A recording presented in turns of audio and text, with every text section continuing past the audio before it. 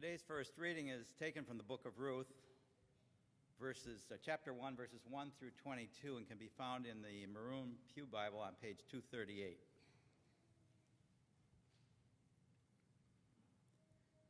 In the days when the judges ruled, there was a famine in the land, and a certain man in Bethlehem in Judah went to live in the country of Moab, he and his wife and his 2 sons. The name of the man was Elimelech, and the name of his wife Naomi. The names of his 2 sons were Mahlon and Chilion. They were Ephraimites from Bethlehem in Judea and Judah. They went in the country of Moab and remained there. But Elimelech, the husband of Naomi, died, and she was left with her 2 sons. These 2 Moabite wives took wives, and the name of one was Orpah, and the name of the other was Ruth. When they had lived there for about 10 years, both Mahlon and Chilion also died, so that the woman was left without 2 sons and without her husband. Then she started to return with her daughters-in-law from the country of Moab, for she had heard in the country of Moab that the Lord had considered his people and given them food. So she set out from the place where she had been living, and she and her 2 daughters-in-law, and they went on their way to go back to the land of Judah. But Naomi said to her 2 daughters-in-law, "Go back, each of you, to your mother's house. May the Lord deal kindly with you, as you have dealt with the dead and with me. The Lord grant that you may find security, each of you, in the house of your husband." Then she kissed them and wept aloud. They said to her, "No, we will return with you to your people." But Naomi said, "Turn back, my daughters. Why will you go with me? Do I still have sons in my womb that they may become your husbands? Turn back, my daughters, go your way, for I am too old to have a husband. Even if I thought there was hope for me, even if I should have a husband tonight and bear sons, would you then wait until they were grown? Would you then refrain from marrying? No, my daughters, it has been far more bitter for me than for you, because the hand of the Lord has turned against me." Then they wept aloud again. Orpah kissed his mother-in-law, but Ruth clung to her. She said to her, "See, your sister-in-law has gone back to her people, to her gods. Return to your sister-in-law." But Ruth said, "Do not press me to leave you, or to turn my back on following you. Where you go, I will go. Where you lodge, I will lodge. Your people shall be my people, and your God, my God. Where you die, I will die. There I will be buried.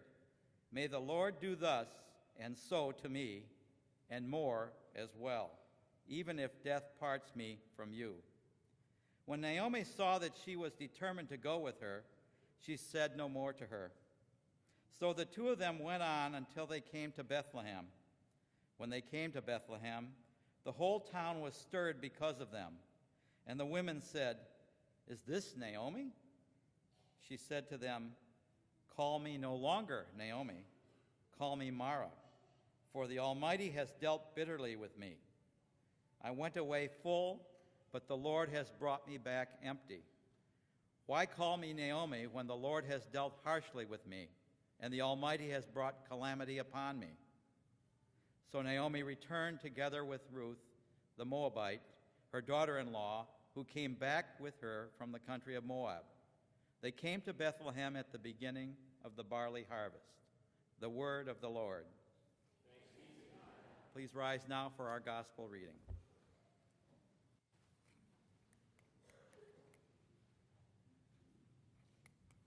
Our Holy Gospel this day is from the 12th chapter of Matthew, beginning at the 46th verse. You can find it in your Pew Bible on page 889. While Jesus was still speaking to the crowds, his mother and his brothers were standing outside, wanting to speak to him. Someone told him, "Look, your mother and your brothers are standing outside, wanting to speak to you." But to the one who had told him this, Jesus replied, "Who is my mother, and who are my brothers?" And pointing to his disciples, he said, "Here are my mother and my brothers. For whoever does the will of my Father in heaven is my brother and sister and mother." The Gospel of the Lord. Thanks be to God. Please be seated.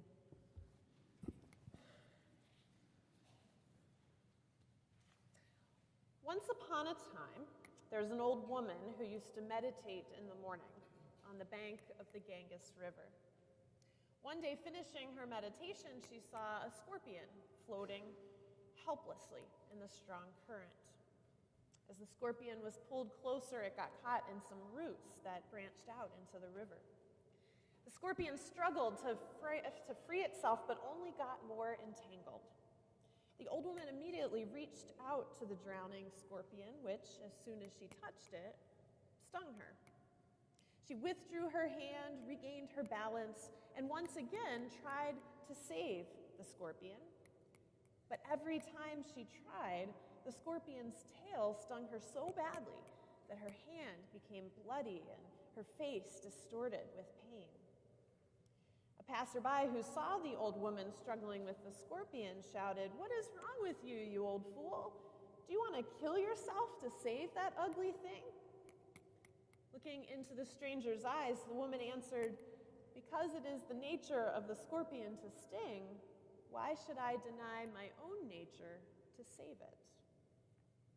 This old story invites us to ponder the essential nature of things.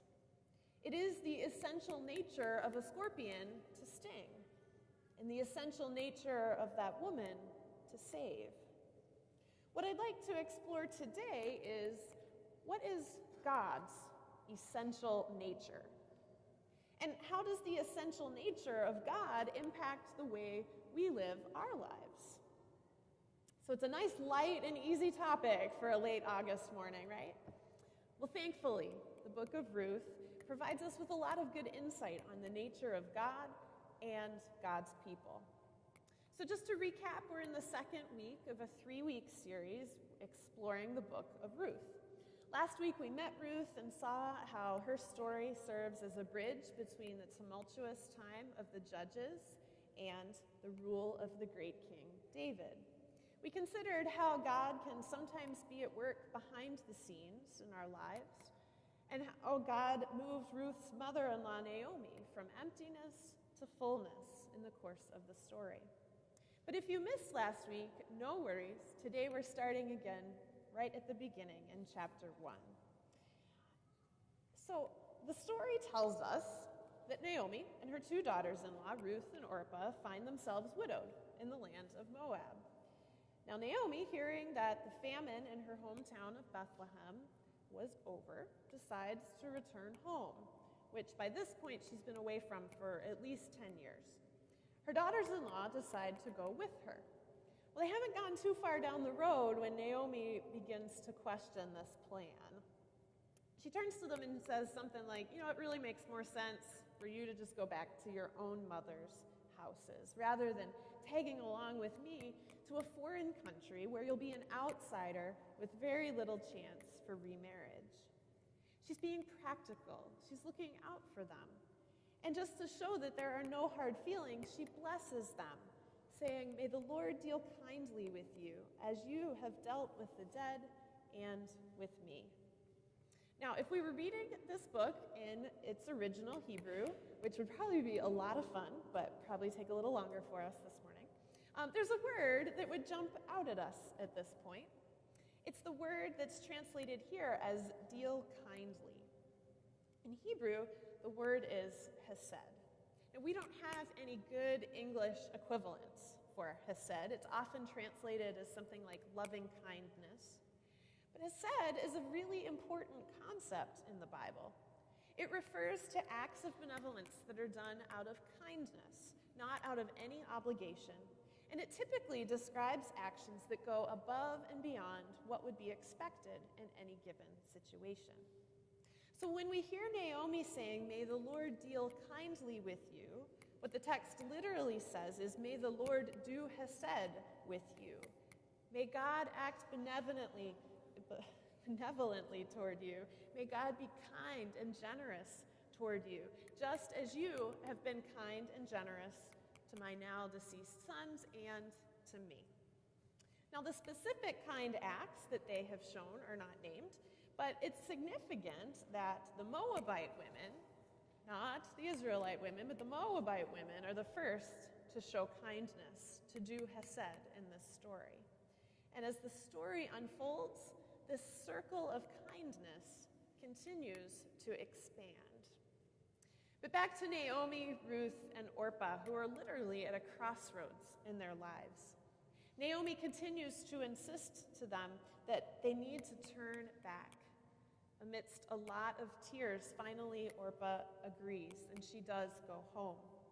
Now, notice the narrator doesn't condemn this act at all. In fact, Orpah here is the one who's actually being obedient to her mother-in-law and doing what she is asking her to do. So Orpah's not a bad person for following through on that. Naomi even says to Ruth, look, your sister-in-law is doing what I asked. Why don't you follow her? But Ruth, it says, clings to her and says what are probably the most familiar lines from the book of Ruth, this beautiful statement of commitment. She says, do not press me to leave you or to turn back from following you. Where you go, I will go. Where you lodge, I will lodge. Your people shall be my people, and your God, my God. Where you die, I will die. There will I be buried. Notice in that speech how the intensity of Ruth's promises grows as she keeps talking. It's significant enough, right, that she's just choosing to go with her. If she had any marriage prospects at all in Moab, then she's making a choice to not go be with a young man, but instead to be with this older woman and have a lot of insecurity in that. She's also committing herself to Naomi's people. The Moabites and the Israelites didn't exactly look fondly on each other at this time, so it's unlikely that she's going to be well received by Naomi's folks. But even if they did, we can imagine how hard it would be to leave her own culture and people and immerse herself in a foreign culture. The decision to convert to a different religious faith is a still more momentous act, for it requires giving up the faith of her family and following a different God entirely. Finally, Ruth announces that she intends to be buried in the same place as Naomi.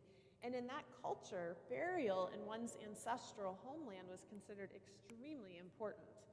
So in many ways, Ruth is turning her back on everything she had and staking her entire lot with Naomi, Naomi's people, and Naomi's God. And by saying that she's going to be buried there too, she's saying this decision is complete and irreversible. This is a really radical commitment.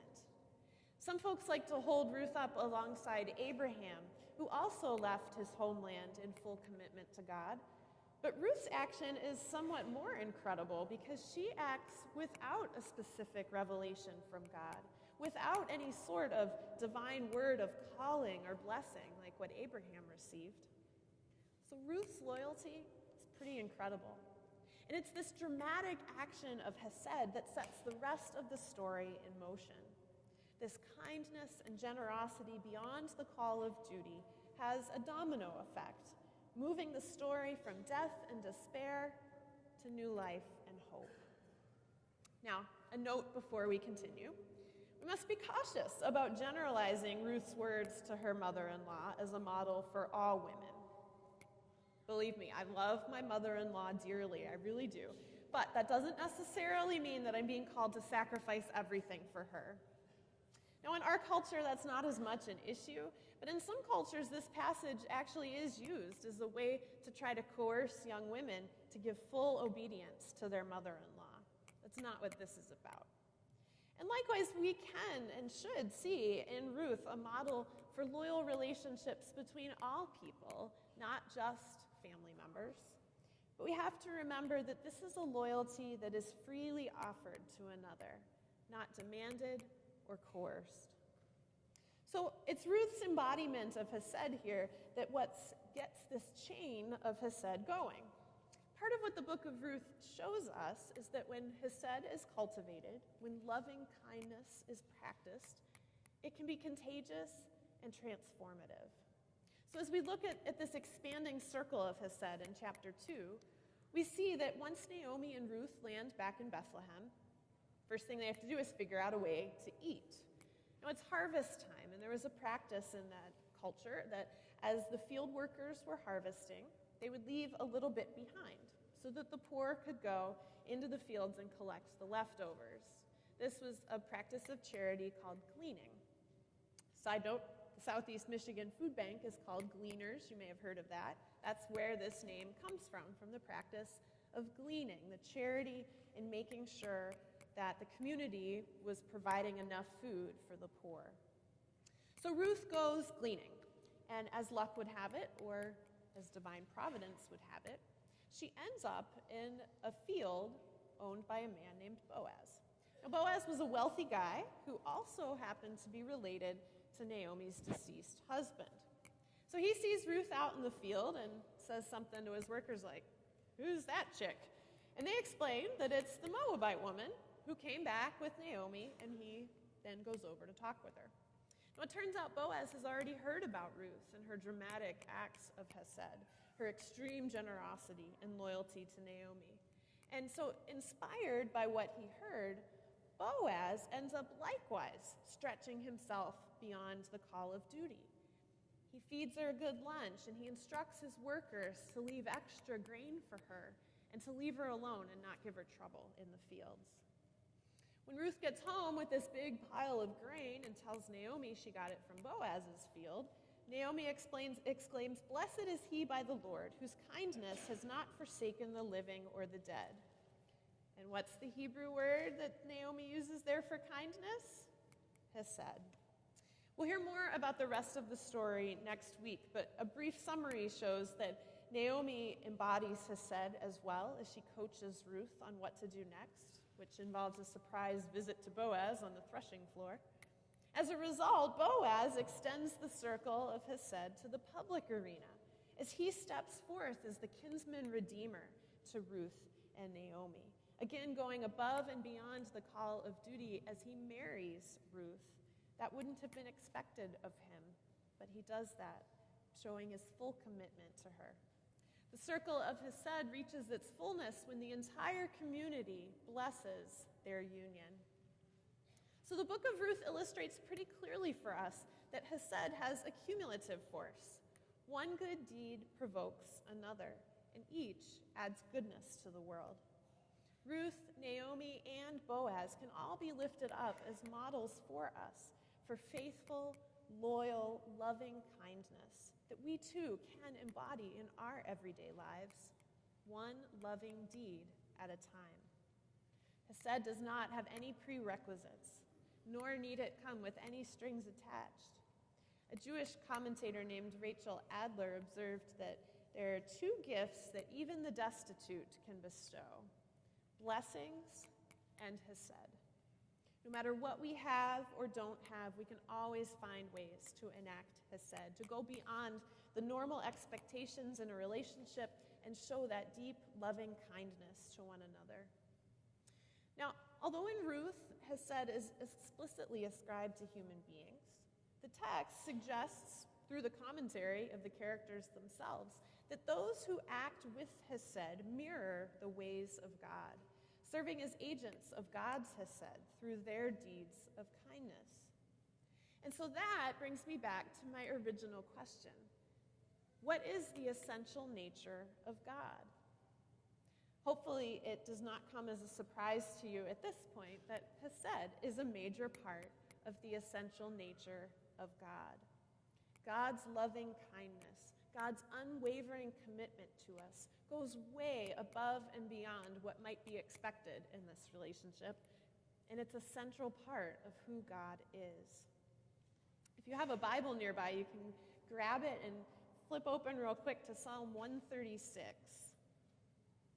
So right about the middle of the Bible.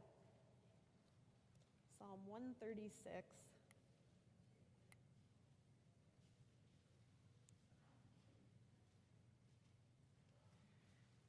And you'll see as you skim through that psalm, there's this repeated phrase, his steadfast love endures forever. God's steadfast love endures forever. So any Hebrew scholars out there, what word do you think is used there? Yes, hesed. 26 times in just this one psalm we hear of God's hesed. And through most of the Bible, when hesed is referred to, it's God's action. This unmerited generosity comes to us freely. But hopefully it also draws us in to become part of that great chain of hesed that runs not just through Ruth, but through the entire scriptures all the way through to our lives today. This contagious, transformative essence of God is who we are too, as children of God, sent out to love and care for others in radical, life-changing ways that brings hope to all the world. So in the words of Naomi, may God do hesed with us, and may we in turn do hesed for others. Amen.